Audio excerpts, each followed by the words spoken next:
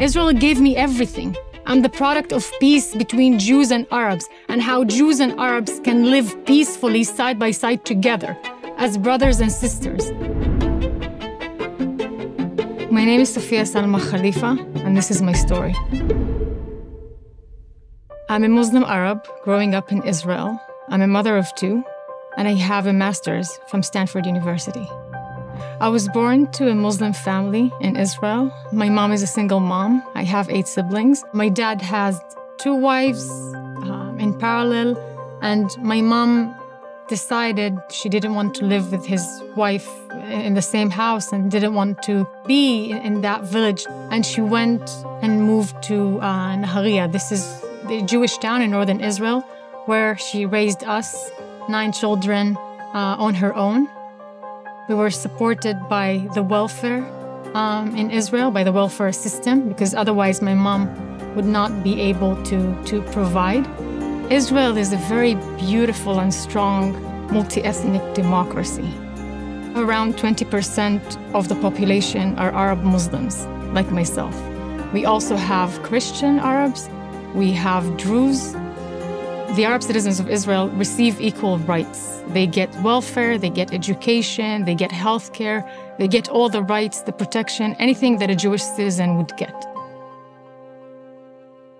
My Muslim teacher used to teach us everything about the Jews who stole the land. He would be teaching us that we would never be able to become anything in this country because this is the Jewish country, and the Jewish people would not allow you to become an engineer. They would not allow you to become doctor. You cannot be anything. And we will have to resist. We would have to fight. We would have to do everything that we can to get the land back. I remember leaving these classes feeling like I don't have a future. But that really contradicted my experience with the Jewish people that I met. Because they were loving, they were kind, I was their friend, I would go to their houses. They didn't mind that I was Arab, they didn't see me as an Arab. They see me just as their friend. So it didn't land very well with me. I was with my girlfriend, she was staring, and I was asking her, like, what are you thinking about? And she said, like, you know, I really wish one day to become a suicide bomber. I really wish to become a shaheed one day. That moment really broke me to pieces. On the school break between 8th grade and 9th grade in the summer, I was discovered by a fashion photographer. That sounds really exciting. I should try that. But I knew that this is a choice of no return. I cannot step my foot in the village if I'm a model. I traveled to Europe for work, and I spend a lot of my time in Tel Aviv.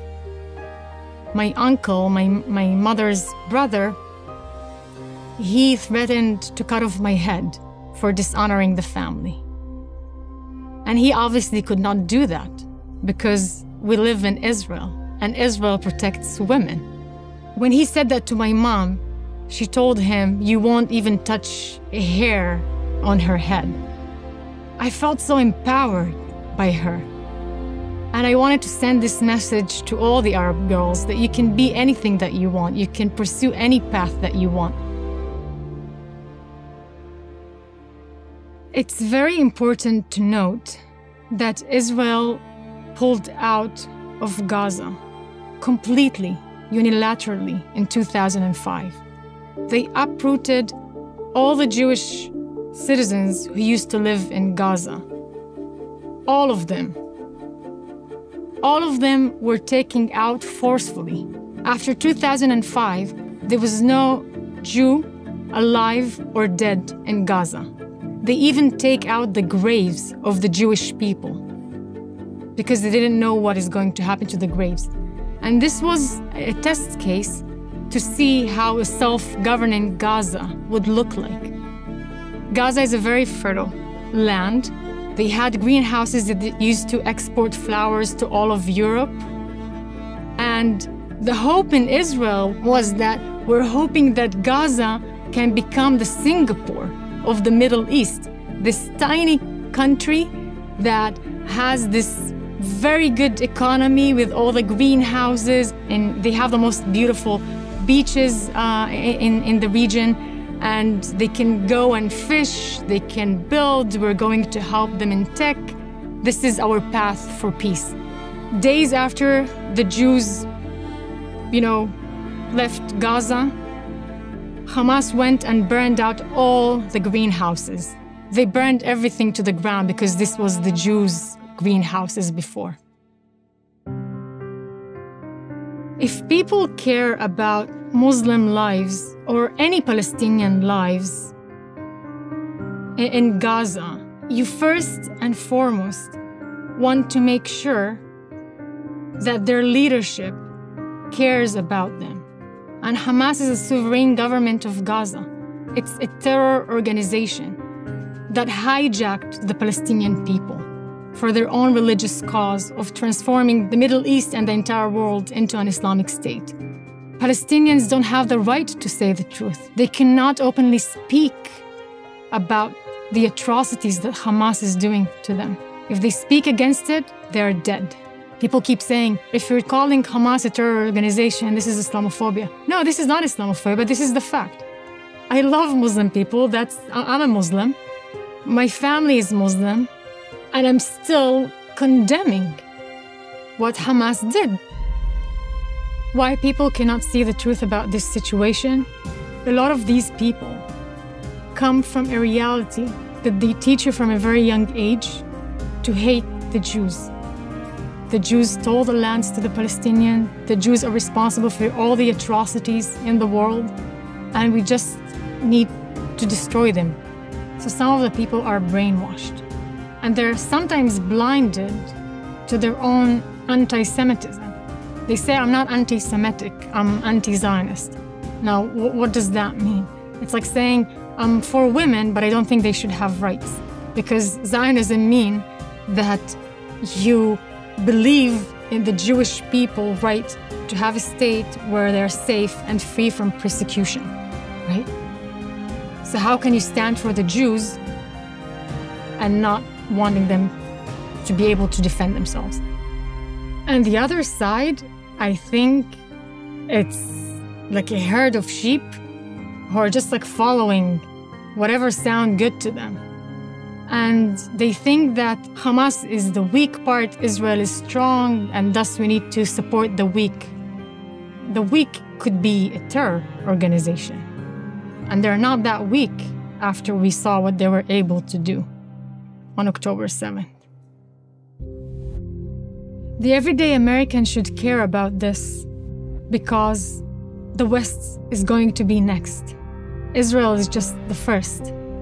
Some of the countries, the Arab countries, or let's take for example Iran, calls Israel the small devil and America the big devil. Is this what we want to support in this country? I hear a lot of people calling Israel an apartheid state. Maybe let's start with explaining what is an apartheid. It's a discrimination based on race. Arabs in Israel, who constitute 20% of the Israeli population, they're equal citizens. They're getting all the rights from Israel. They have education, healthcare, welfare, full rights, full protection. They're equal citizens for everything. Where's the apartheid? I'm very proud in being Arab. I'm very proud about being Muslim. But all I needed as a child, as a human being, to realize my full potential was give me the security, the safety, the education. Give me the opportunity. Israel gave me everything. I'm the product of peace between Jews and Arabs, and how Jews and Arabs can live peacefully side by side together as brothers and sisters. As an Arab Muslim, it's very important for me to speak out about these topics, to support Israel. You have to speak the truth. You have to stand with justice. I know the truth. People who didn't live in Israel don't know the truth. And we need to fix it.